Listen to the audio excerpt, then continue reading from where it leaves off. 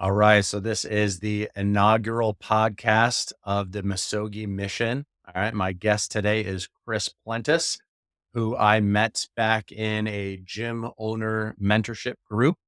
And That's right. Chris has done several Misogis, right? So I'll let him kind of introduce himself, his background, his family, and we'll talk Misogis and see what we can get into here. Welcome. Yeah, thanks, Rob. Yeah, it's great to catch up. Yeah, so my name is Chris Plentus. I own two gyms in Southeast Pennsylvania, right outside Philadelphia. I have a wife, two kids, 5 and 9-year-old. And I first heard of Misogi probably now 5 or 6 years ago, that term. I feel like it really resonated with me because it seems like I seek this kind of thing out, a challenge of some sort, regardless of whether I had heard that name of official name or not. Once I heard of it though, then I definitely latch on to the idea that, every year I would pick something that was demanding physically, mentally, to kind of check myself as like a gut check. And yeah, so over the last few years, I've done a number of them and been what people say it should be. It's a physical test, a mental test, something that I don't foresee myself changing from here on out. I love it. And I couldn't agree more. So people have a background and idea. What was your fitness level like before your first Misogi? And what was your first Misogi? Yeah, that's a good question. I feel like my first one was back in 2012 or so. It was my first marathon. So I didn't Mm. do it with the term "bogey" in mind, but I did it as something that I had never done before. It was twice the distance of anything I had run before, because I think up until that point, the farthest I had ever run was a half marathon. And at the time, it was largely my wife had wanted to run a marathon at some point in her life, and we at the time, we were, um yeah, I'm trying to think of the timing on this. This might have been actually even sooner, but, before that. But regardless, we were 26 years old, so, whatever that year is for us, and we were like, it would be poetic if we ran 26 miles when we were, 26 Nice. years old. Yeah. So, that went well. The last 4 miles were torture because I classic, cramp and, in the leg where I'm, like, hobbling along and, like, skipping through the last few miles, but I got it done, and I definitely remember saying to myself I would never run a marathon or longer than that, certainly longer than that, and then I guess, by the time I heard of the term "misogi," I think probably my most challenging one was a 50 miler that I did. Mm. And which is related to the marathon in the sense that, at that time, I swore off anything close to a marathon distance, and then, you know, 10 or so years later, I'm choosing to do a 50 miler, which at the time seemed crazy. Now it seems, somewhat reasonable, but That's so that funny. I to me is completely relate. My first Misogi was also a marathon, and I had done a couple training runs before it as well. And at the time, I had no idea what a Misogi was. I just knew I wanted to push myself physically and mentally, and that's the expression of it that I found at the time. And like you, the last 5 miles were very painful, and I remember afterwards, I couldn't walk for days. Like, I finished in a decent time, but, like, it wrecked me. But it also taught me a lot, you know? yeah, So it's like there's that balance of you totally. wanna prepare and plan, but, like, there's also, with safety in mind, you need to just kinda push your limits sometimes and, like, see what you got. For sure, 100%. And, I think this is not that it's a Misogi per se, but, we both come from CrossFit backgrounds. There's something to be said about pushing your boundaries in order to have new perspective as to what's possible.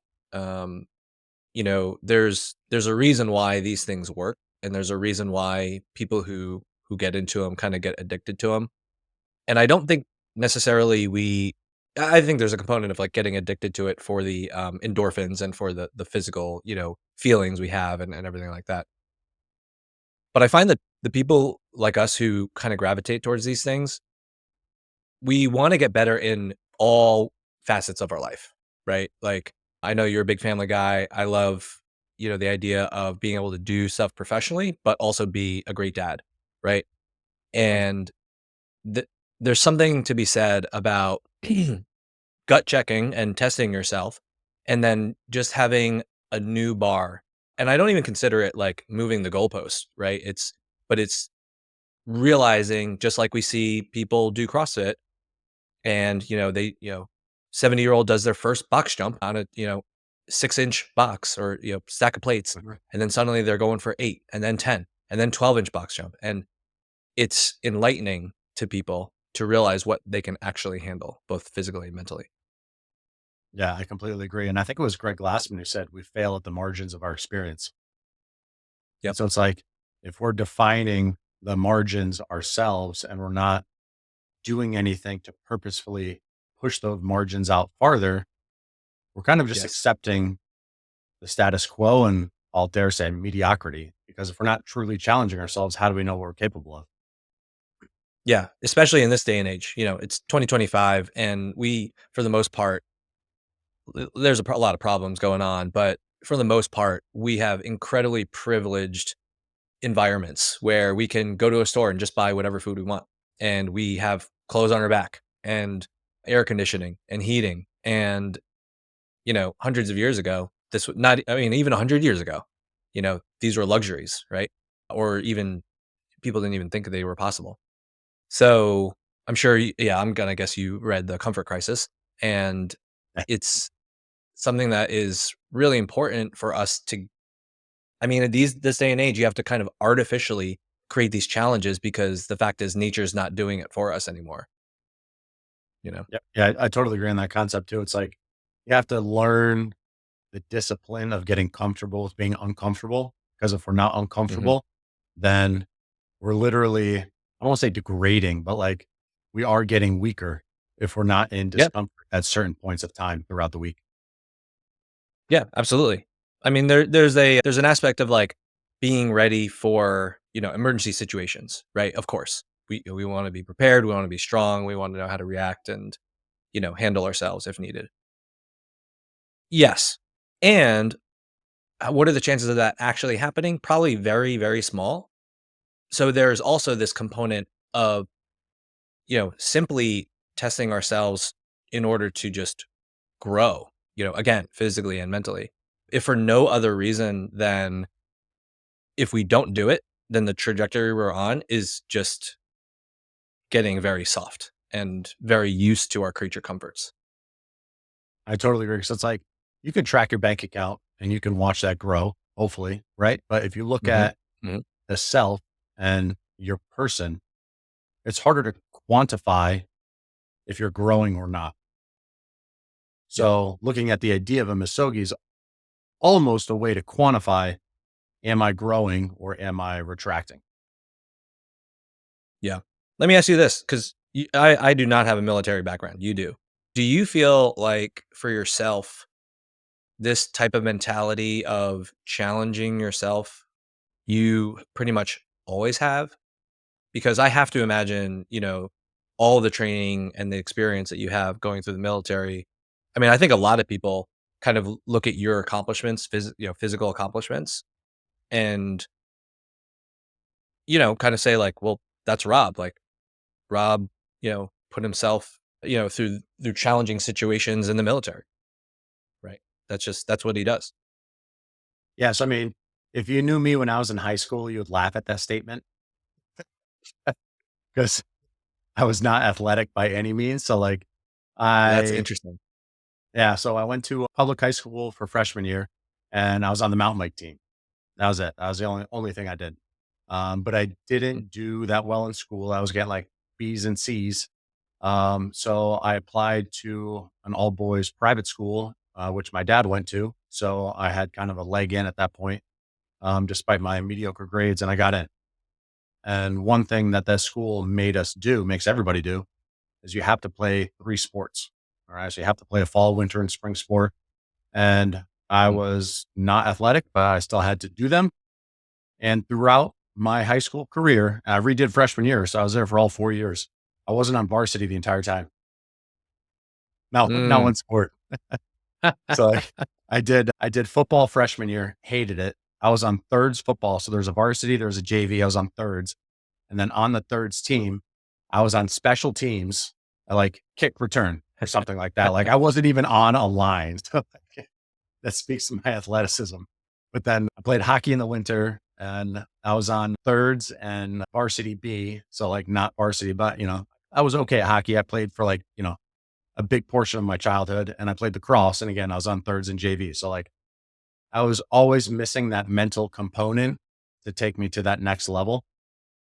Mm. And then fast forward, so, like, I went to college. I did 3 years of biomedical engineering at Drexel, and then I did an internship at a pharmaceutical company where I was doing, like, a 9 to 5 in the engineering department. I was like, I hated it, hated it. I was like, "This isn't for Mhm. me. It's not what I wanna do." So, I dropped out. All right. And to some, that was surprising, but other people, like, I had wanted to do the military the entire time. Like, the entire time I was in college, I was like, parents, I want to do ROTC. They'll pay for college. And they're like, no, no, we'll pay for it. Like, you don't have to do the military. I was like, I want to do it. They're like, no, finish your degree.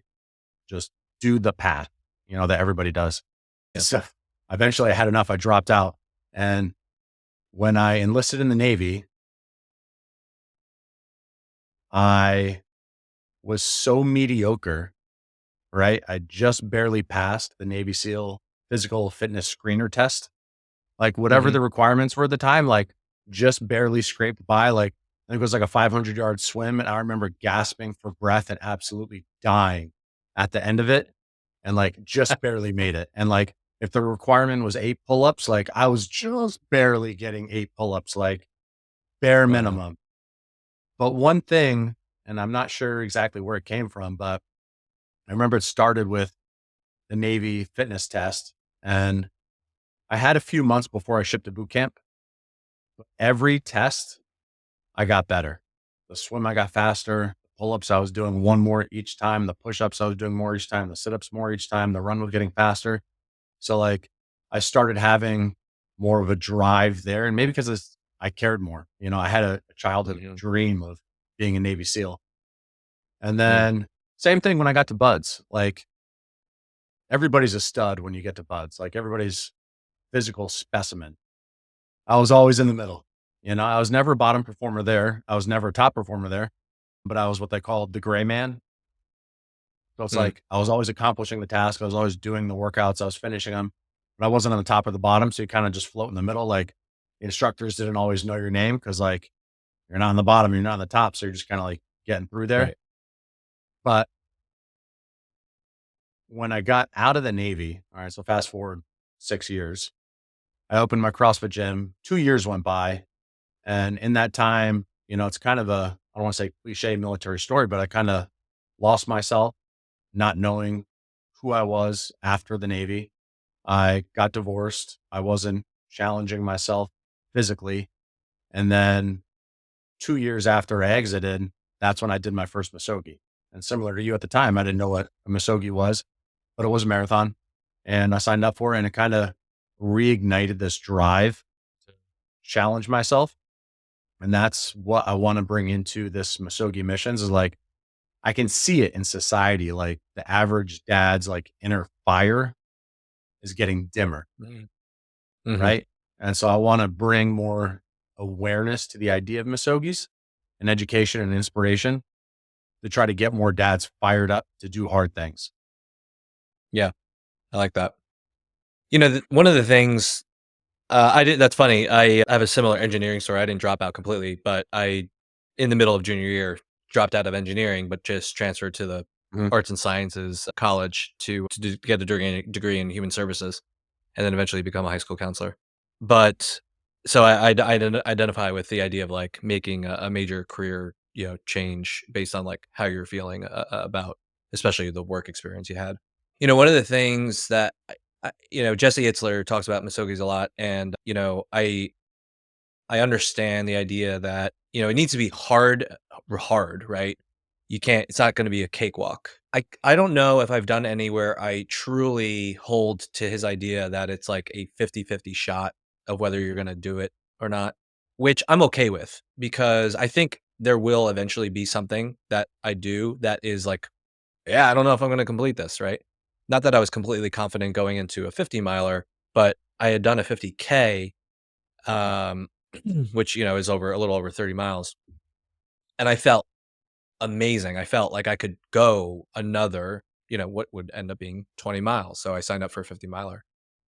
And one of the things that I think Misogis can bring is structure and motivation to do the training that might be needed for a Mhm. Misogi, like a run, like a long run, right?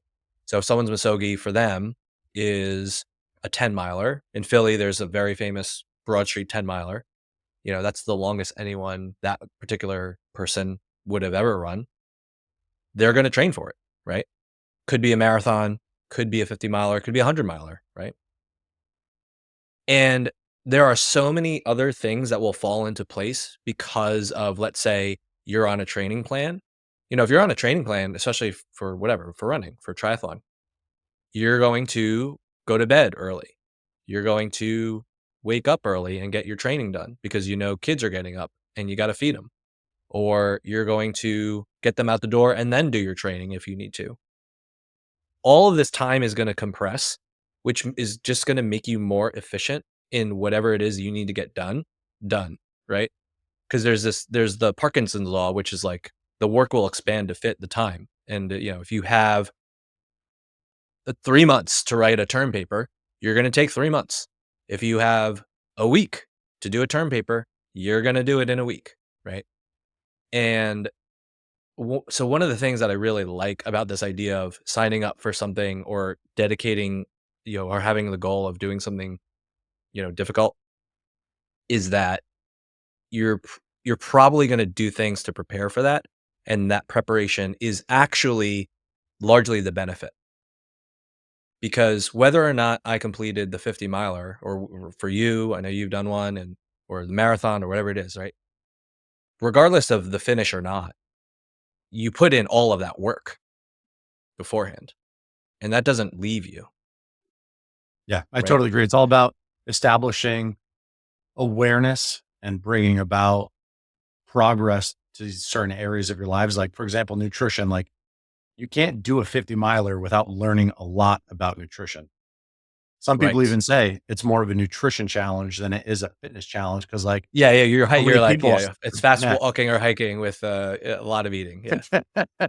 exactly. And like, I heard even people today in the ultra marathon community, they treat their training more like a nutrition workout than they do a physical workout.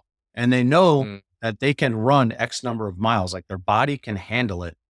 But what they haven't figured out the full potential yet for runners is like, what can the GI system absorb without distressing? Right. It's like, I remember right. when I did my 50 miler at the time, it was about 80 grams of carbohydrates per hour was the upper threshold of like what the GI system can take in without getting distressed. Now I've Mm, heard dudes are taking in 120 grams of carbs per hour and they're not having distress. And they're doing this by training their body, their GI system more than their legs and their lungs, which is fascinating. Cause like, who thinks of yeah, that? it's 50% more than what they thought was possible. It's pushing the limit, but in a new direction. Like, yeah, you're running these crazy distances, 200 miles, 250 miles, but like, it's not just about Yeah, legs, lungs, and heart. Like, you got to nutritionally feed the machine. And that's where they push in. I think that's fascinating. for sure. Yeah, if you're doing an effort that's, 12, 18, 24 plus hours, you have to feed that fire. Mhm. That's interesting. Yeah, I didn't know that about the intake rate So, I going mean, up that much. that's one Crazy. spectrum of the elite athlete, but like, even at the beginner level, if someone's looking at doing their first half marathon and they've never ran a 5K, they still have a significant amount to learn, but just in their own, you know, segment of, okay, Yeah, when can I eat? How much can I eat? What's my tolerance? How do I learn this? Am I going to get a coach? Am I going to research it online? Chat GPT going to tell me? So like, everybody's got their right. segments of information they need to learn. But the idea of the Misogi is that we're going to keep pushing that boundary and keep learning ourselves of what we're capable of. Yeah. I also like it because there's that I forget the name of it, but that effect of like, you buy a red car and then suddenly you're gonna Mm. see a bunch of red cars out there, right? Because your mind is tuned to it, right? And so there's a name for that effect, I just forget it. But when you're doing these hard things, your mind is gonna look for challenges in the world and not view them as impossible or not view them as things that are bad for you. In fact, challenges are good for us, right? Going back to the idea of like the comfort crisis and the fact that, yeah, like we live pretty cushy lives compared to our ancestors. And so the more we can train our brains to not only be, be more comfortable with hardship, but actually seek it out. I don't know. I feel like, why not? Like, why would if you do the opposite, I don't think that's good, right? Like, if you're able to handle hardship and be more resilient, I don't see how that's a bad thing. 100% agree with you. I think it should be taught from childhood, you Right. know? So and that's a great point, right? Because how many kids do you have? You have a bunch.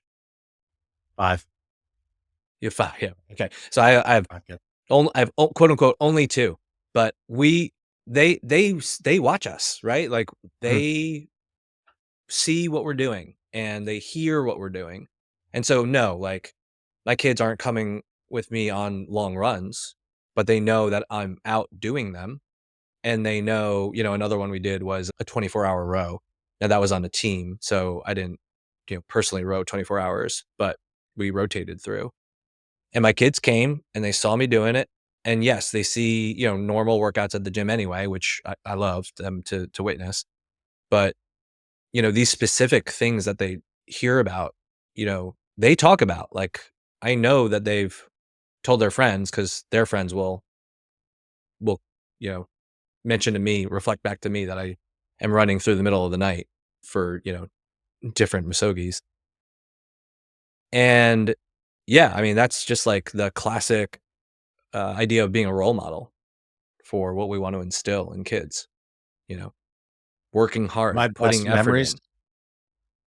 my best memories from the Misogis are crossing that finish line and having my wife and kids there and them Yeah. seeing just the raw emotions. Like, I'm not a very emotional guy, but like at the end of a Misogi, it's emotional. And Mhm. having them there is just the best feeling because they see the end result of all the hard work of the runs that you went out and did, of, the desserts that you skipped or the specific meal that you put together. They see that hard work and then they see the culmination of that. And that's just the best feeling as a father. Yeah, I agree with that. Right, if they yeah, if especially if they're at, like, different checkpoints and they're seeing you, and then Mhm. they drive to the next one, and then you're running and you meet them, and it's for you as the runner, for you as the athlete, it's, like, so invigorating and gives you that life and that energy in the middle of the run or the challenge, and then, yeah, certainly at the end. And then look, You like, did a, that's their normal, right? Like, it's just normal to do push-ups and pull-ups and burpees and run long distances and swim and jump and climb, and that's what they know. and you did a 4x4x48, right? That was my most recent one. Yeah, so the end of, last year, 4 by 4 by 48, which I know you've done too. That's yeah, like, getting up in the middle of the night, running 4 or so miles, and coming back, taking a shower, getting a quick nap, and then going out and doing it again, Yeah. So I rinse was and going to say repeat. on that one, my wife and kids joined me on some of those runs because they're Nice. 4 miles. And so the kids would take the bike, or my wife would have them in Yeah. the stroller, Yeah. but they went out for at least one or two of them. And so that Wow. was always like such a inspiring moment because, like, obviously most of them out there by myself in the dark and alone. But then those few times that they Yes. came out and like they're smiling, they're laughing, and like you're like, oh, this is just the best. Yeah, it's now a core memory, right? Like, Mm. we can Yeah. buy Yeah. stuff and that's fine, but it's pretty clear that, experiences are the things that matter, and what I like to call like core memories, things that like you guys, as especially as the kids get older, maybe they get into, some cross country, some running, some whatever. You guys are going to talk about it. Hey, remember when you rode your bike and daddy, did his 4-mile run and, he did that Mm. 12 times? Um, that's going to be something that you guys talk about. And so how did you so you and your wife did your first Misogi together? We ran the same marathon. Now that I'm realizing it was probably 2010 that the actual marathon was in Philly. And but we did not run physically together. I went off. We had another buddy that was running at the same race as us. So we all kind of like went at whatever pace we wanted to do. Yeah. And so your wife has seen you do a few of these. What does she say when you are thinking about doing a new one? Good question. So what's really interesting is there's so much credit to give to her, Kristen, or Diddy, as she goes by at the gym, for a lot of the things that I do. Her dad introduced CrossFit to us in 2007, Mm, or actually even before that, and that's how I got into it. We got into it just like recreationally, and then eventually I coached, and eventually I opened a mm, gym, 10 years cool. later. And so, and her dad, I distinctly remember when I was dating her, I heard about yeah, I hadn't even met him at the time, but, she would talk about her dad who ran the Marine Corps marathon, and he literally broke his leg in the middle of it. Like, it was a Mm, stress fracture, so it wasn't like a compound fracture or anything, but he essentially broke his leg while running a marathon, right? And so, in some regards, she's kind of used to it because her dad is this type who likes to sure. challenge himself, you know, ever since she was growing up with 3 other sisters. And also she has the kind of stereotypical reaction of like, "Oh boy, what's he thinking of this year? Or what's he thinking of this time? Or what's he gonna get himself into now?" So, and that's from like a both a business standpoint of like, what business is he gonna buy or what is he gonna Yeah. start? And then also a physical one. Yeah. And so tying into that, how do you balance, your training time for these Misogis with family and work? Yeah, that's a good question. 2022 was that year of like a lot of trail running because I had not trail run before that ever. I was mostly road running. And so I'll use that as an example because that was probably the most intense training that I'd done. I planned it so that what I tried to do was basically set up my week and my days so that I actually did a lot of my running in the middle of the day. Now I know that's privilege in the sense that I control my schedule and owning a gym. I will say a lot of people think, owning a gym you can work out all day every day, and that is definitely not true. But I am more in control of my schedule than most people. And so what I did was I prioritized, you know, my 3 days of running I tried to do during the week. It didn't always happen. Sometimes the long runs had to happen on the weekend, but I would do it. We would have to coordinate in terms of, especially with the kids, like when I could go, how far I would need to go. I mean, sometimes I would need to be out for, 4 hours. So that definitely took a little more coordination than others. So did you say you And did then, a 50 miler training on 3 days of training per week? yes. Yeah. Nice. Mm, I had a mutual friend of ours, Josh Grinnell, as my coach for that. So he would send me training plan every week, and it largely consisted of a bit more of a tempo or speed day, a day of hills, and then a long run, and nice. that was pretty much it. Yeah. Yeah. Love it. I mean, if you have a background of fitness like you do in CrossFit, I'd say that's a pretty appropriate training plan to not overdo it. Yeah, that was one of the things that I was worried about because with the marathon, I distinctly remember back then finishing it and being completely wrecked for the next week or more. So sore, so just again, like, I don't know yeah, at the time, I didn't know why people would ever wanna feel that way intentionally, just the amount of recovery time needed for that effort, right? Half marathon, 10 miler, half marathon, kinda, like, get, away with a little bit of soreness and then just move on. But yeah, that marathon had completely destroyed me, and I was doing more days of running or more mileage for that.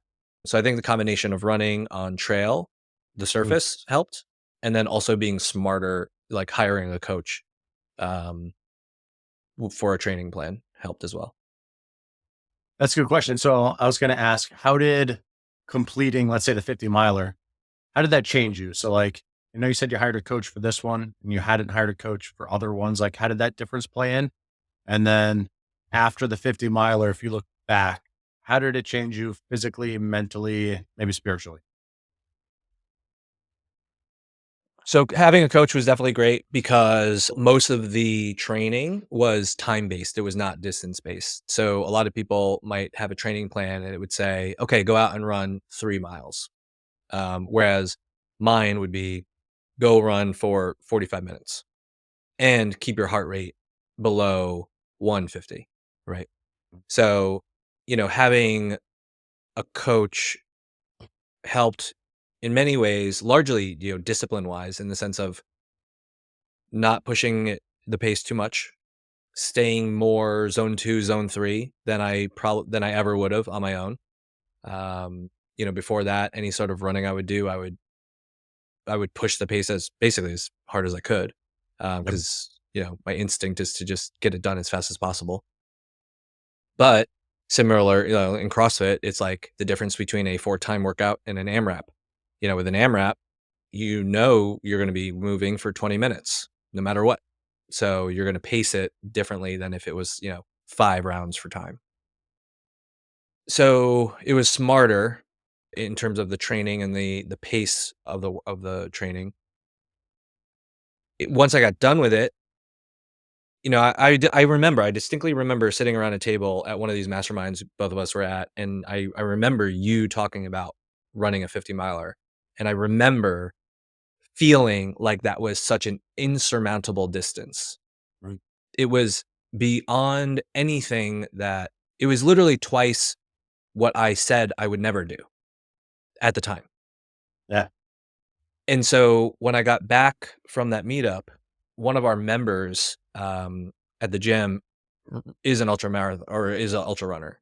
He frequently runs 100-mile races, which is even more mind blowing, or was at the time.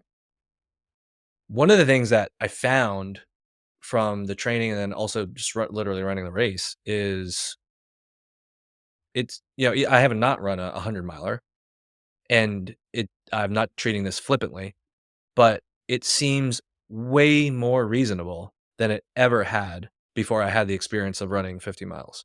And I think that's the difference. Like, and I'm not using that as a specific example. I use that as like, when I hear about feats about, rowing or swimming or obviously running or any physical feat, especially the ones in the endurance category, because I do think that's different. The endurance category, if you go the opposite end, right, the strength category, I think there's a lot more of genetics that Mhm. and the actual, kind of predisposition, to, you want 1,000-pound deadlift. Guy my size is not doing 1,000-pound deadlift. I don't care how much he Yeah. trains, right? Yeah. But what I like about the endurance world is that, and I wouldn't necessarily consider myself an endurance athlete, but what I like about the endurance world is that you can take all sorts of body types, shapes, experiences, and they can do those things. Mhm. I mean, I've seen very large people that you wouldn't pass on the street and think they're doing an endurance race out on the trail. And that's super cool, Like you're a bigger guy than I am. We've met in person and you're taller, you're bigger than me. So I think a lot of people might look at me and be like, "Yeah, I could see me running, longer distances." I don't know if people necessarily would look at you and immediately think that you could do long distances like the ones you have. I'm 6'2" and 200 pounds. Right. Yeah, and I'm So 5'8", 165, right? yeah. So I like that about endurance. It is largely mental and it is largely grit, the grittiness. I like when things have to do with, like, being gritty. Change-wise, just puts a new perspective on what's possible. Definitely makes, you have an appreciation for people who do this every month. There's some people who do this, as their, main thing. But for me, I like the idea of being, kind of a quote unquote hybrid athlete of like, I want to be able to do that, but I also do want to lift decent weight for my size. You know, I don't want to necessarily be the best in any one thing, but I want to be able to go out and do most things pretty darn well. Yeah, I agree with a lot of what you just said there. And I think you said at that meetup that we were at, you couldn't comprehend running 50 miles, but then Hmm. something changed in you. What do you Yes. think that change was? Like, how did you mentally overcome the enormity of running 50 miles and agree to sign up for it and start training for it? Like, what was that process? I already had in my mind of because at that point I was reading a lot of Jesse Itzler's stuff and hearing about Misogis and I think that was the conversation around our table at breakfast that morning, and so we were all kind of like talking about it, and it on one hand it's that banister effect of like hearing another person do it and realizing like, oh, maybe I could do that too, right? And literally you were sitting at the table and I was hearing your story and it was inspiring. It was cool. It was, man, okay, if Rob did this, maybe I can do this, right? Um, but I didn't go straight to the 50 miler, right? I mean, I think our buddy Jeff Smith did try like either a 50 or even a 100 miler, just kind of like out the gate. Yeah. So, there are people who will just go for it. But I started with first trail running in the first place, didn't really ever do any sort of trail running, then signing up for a 25K and then a 50K Mm. and then eventually a 50 miler. That was largely 2022, the year of 2022. And how do you feel now about the 50 miler? No problem. Yeah, no, I mean, what I've learned also through, ultra running is that it definitely depends on the course, right? Like some will have crazy elevation changes and that's going to make it so much more difficult. And then others won't as much. And so, you know, no, I'm not like scoffing at 50 miles, but once you do something and you complete it, it's way more feasible to be talking about it. Yeah, I'll never forget the first ultra that I did at 32 milers in Wachusett, Massachusetts. And like I knew roughly where the event was. Like I knew it was going to be some hills, but I don't like to look at the course detail map ahead of time. And that surprised a Mhm. lot of people. 'Cause they're like, oh, a Navy SEAL, like, he's going to be studying every detail. And it's like, there's a time and a place for it. But like, also when it comes to me in these races, like, I don't want to know. Like, I know there's Mhm. going to be hills. Don't tell me how long the hill is because I'm going to climb it regardless. But I could Right. I'll never forget the race started with, they sent us right up the ski mountain. It was a ski mountain. They sent us right up it, like, go right up the mountain. I'm like, oh shit. Like, all right. And you're like, it's like bouldering at that point. You're like climbing up boulders on all Yeah, four. yeah, yeah, yeah. And then you get to the top, you come down around and then they're like, go back up again. I was Oh like my god. doing this mountain twice. And like, so then you're like, holy shit. You get up to the top, you're like, oh, I made it. And then finally, like you go down around and do some stuff on the backside and then you came back. But like, just thinking like, there's a time and a place to like know details. And I feel like depending on the type of person you are, if you see those details ahead of time, like they're going to make us climb a ski mountain twice, like at the beginning of the Yeah, you race, might like psych yourself out. that's, that's going to deter a lot of people.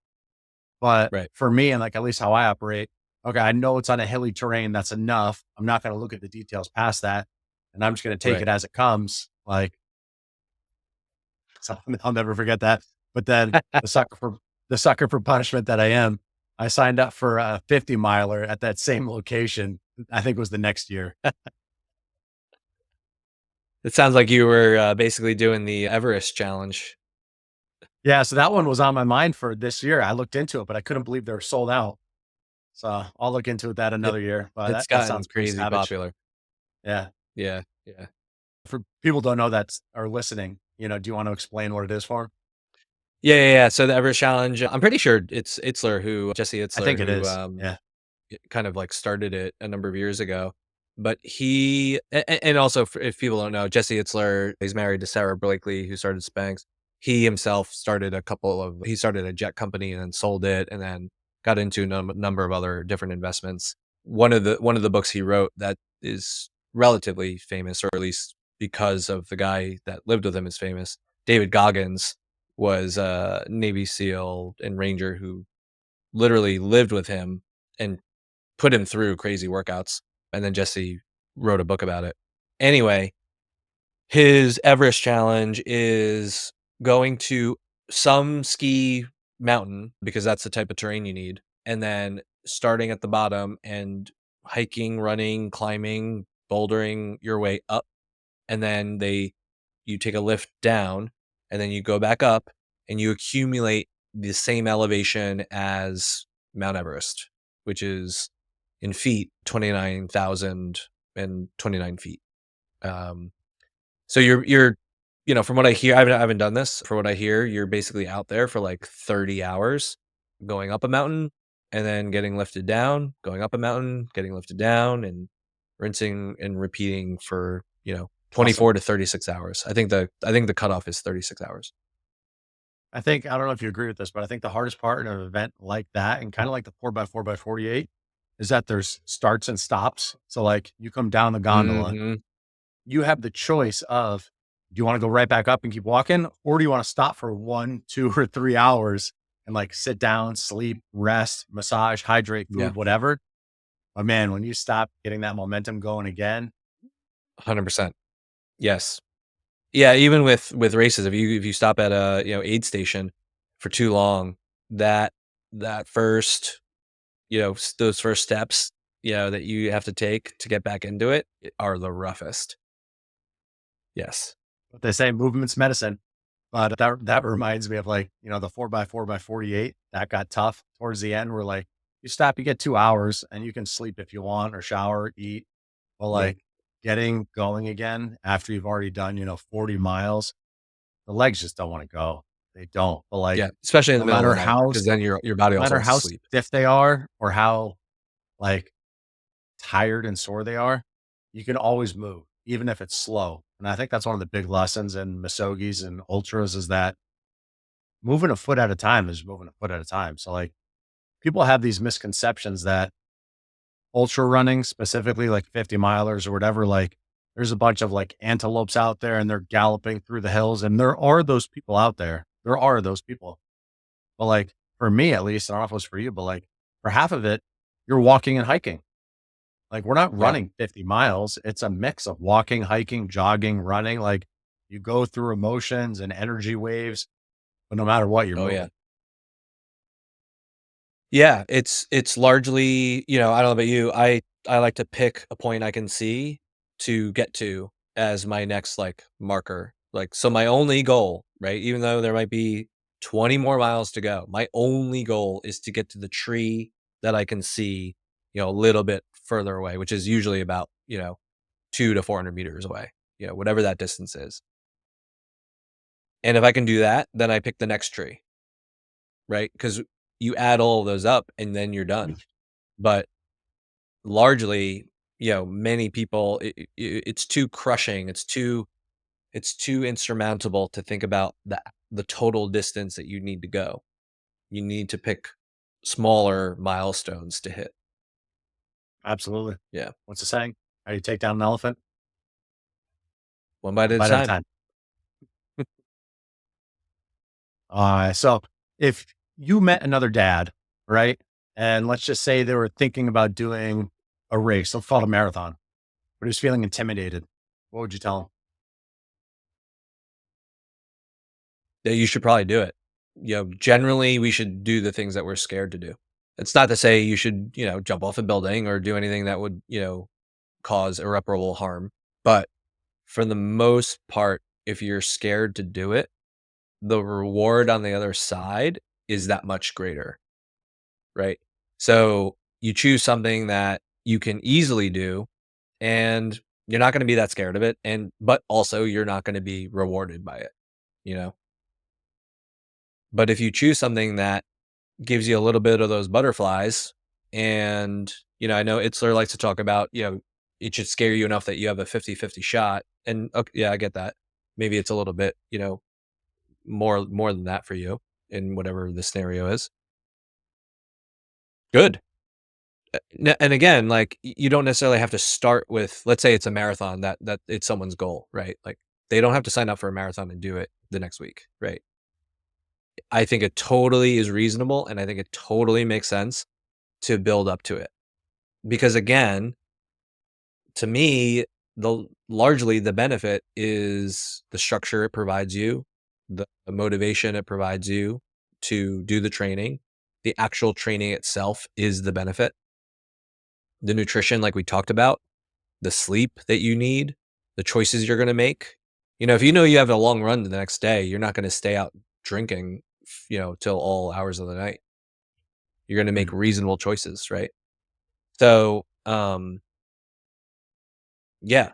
And then surround yourself by people who do these types of things. The classic phrase is you don't want to be the smartest one in the room. You know, it's the same thing when it comes to this kind of stuff. You don't want to be the the the most adventurous person in the room or the craziest one in other people's eyes, right? You need to be around people that push you in whatever way it is you feel like you need to be pushed. That to me has been the best way. Being surrounded by you, by others that we know, by far and away has changed a lot of how I do things 100% for agree. sure. From the time in the Navy to the time in the gym to being in that gym owner mentorship group, it's pushed the envelope in all areas. And so, like, I've done Misogis, I think every year since 2015 in one version or Mm, another. And the only year that I didn't do one was last year. And mm, my wife was pregnant early in the spring. Like, she was so nauseous, like bedridden, like terrible situation. So, helping out at mm. home a lot more. And that's when I opened my You new opened a 24/7 business too, gym, opened a right? business, Yeah, and then we had the baby in the fall. So, like, right. at the time, I was like, it's not the year for Misogi. However, in hindsight and reflection, I wish I had signed up for something because Sure. just like you're talking about, because I didn't have something on the calendar, I relaxed my standards for the training, for the nutrition, for fitness, for everything that we're talking about.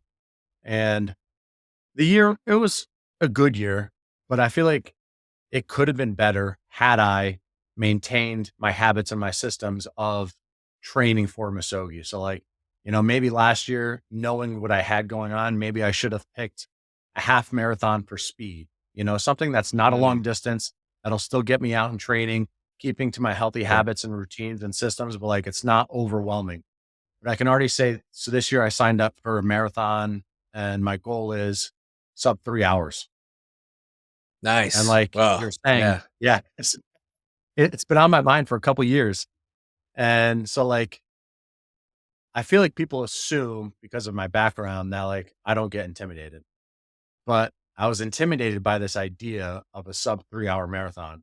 And I think that's why I Yeah, didn't sign up that's for so moving. long because you're cranking. It's like a 6:50 pace for a Yeah, it's like marathon. a 6:47 or And 6:50. Yeah, yeah. my best marathon is at 3:28. So it's taking almost a minute per mile off my average splits.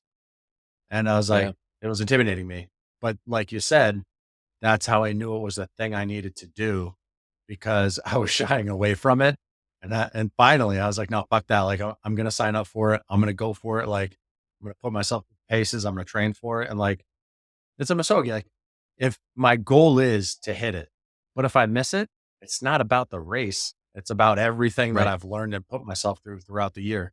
So the intimidation factor is real. But since I've started Well, the training again, I've been feeling so much better, sleeping better, HRV's better, resting heart rate's better, mindset's better. Like when I run, I don't have music or anything on. So like I'm performing better as an entrepreneur, solving problems. I'm getting in flow state. Like everything's clicking again. And that's kind of what made me reflect back too of like, I messed up last year. Won't make that mistake again. yeah, I like that. I agree with you. I think most people who know you even peripherally would think that you don't get, intimidated by much based on everything you've done. Look, even if you hit a 3:08 marathon, so, one could look at it being like, "Man, I missed my goal. I didn't meet it. I was 8 minutes off." right? Well, look, you just took 20 minutes off your marathon, right? Like there's different degrees to this on how to look at it. And it would be you're you're probably not pushing yourself enough unless you every so often don't meet whatever that goal is, right? So, yeah, I mean, I hope you get that sub 3-hour marathon, but who knows what's gonna happen and how you look at it, right? I will say I have That's that cool. same Which one are you positive doing? mindset though, so I don't know. I still I still have to commit. So I put it out to the universe. I put it on social media. I said Nice. I'm doing it, but I still have to find the race because like I always do the Newport Marathon, and that's in Okay. October. And I may end up just doing that one because it's fairly local and it's a nice race. But like my wife wants to go somewhere nicer than Rhode Island. Yeah. So Okay. we might try and Okay. find somewhere down south, but I still need to sign up for the actual race. Yeah, that's fair. That's fair. Uh, That's cool. Awesome. Yeah, no, I'm excited about it. It's like fired me up again. And it's like that was part of the reinvigoration to do this Misogi mission because I'm like, I loved it in the past. And then I didn't do one last year. And then this year, after signing up for another one, I realized how much I missed it and like how Yeah. transformative that was in all areas of my life. Like Yeah. I'm so much happier when I'm doing these and I have something I'm reaching for, you know? It's like my Yeah. relationship is Yeah. better with my wife, we're better with my kids, like I'm nicer to be around, like everything is just performing better and clicking. So it's something I want to share with more people. Right. That's cool. Some people could look at what you went through and like the things that you went through were in a way kind of a misogi of like really challenging things, right? Like your Mhm. wife went through really tough pregnancy, opening a business in of itself is crazy. You know, uh, and I also think and I'm just thinking on the fly here like even if you did something last year, even if it was like small by your standards, to layer it on top of everything else that you had going on. Like, I do think there's this room for, like, expanding or contracting your expectations for what a misogi, Mm. can be Yeah, yeah. with the bandwidth that you have, right? Like, the idea of, like, you only have a certain size cup, and, like, if that cup is almost to the brim and you add this thing on, like, it's just gonna overflow, right? Like, I do think there's something to be said about, you know, challenging yourself, but also not burning yourself out, right? 100% because as business owners and as fathers and husbands, Yeah. we can't Right. have the other two fail. Those are no fail Right. options. So adding the Correct. Correct. Misogi in has to be a value add and it can't be a detractor from those other two. Yeah, there's some, like, kitschy T-shirt that triathletes like or, like, that where it's like, have you even trained hard enough if you're not divorced?" or something like that, Mm, and it's like, I yeah. mean, I know it's supposed to be like a meme and everything, but, like, Yeah. yeah, there's a lot of people who do triathletes, right, where their training and takes up so much time that their relationships suffer, and, fine, like, you do you, boo, but, yeah, that's not something that I am willing to sacrifice. And so, yeah, we're in the same line in that regard. Yeah, no fail options or no fail missions. Yeah, I like that. Mhm. Awesome. All right, my man. Anything you think you want to add on top of everything great you've provided so far? Just do it. Like whatever you're thinking about doing, just do it.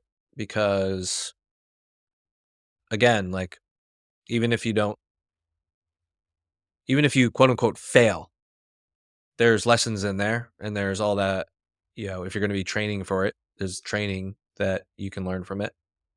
And largely, what do they say? Without actions or just dreams. Like, think about how many people have the idea of doing a marathon and then never do it. You know, like just do it. Just sign up for it. You know, yeah. Take action. Massive immediate Take action. action. Yeah, that's it. Love it. Super cool. Thanks for joining us, Chris. Appreciate you having us on. Yeah, thank you.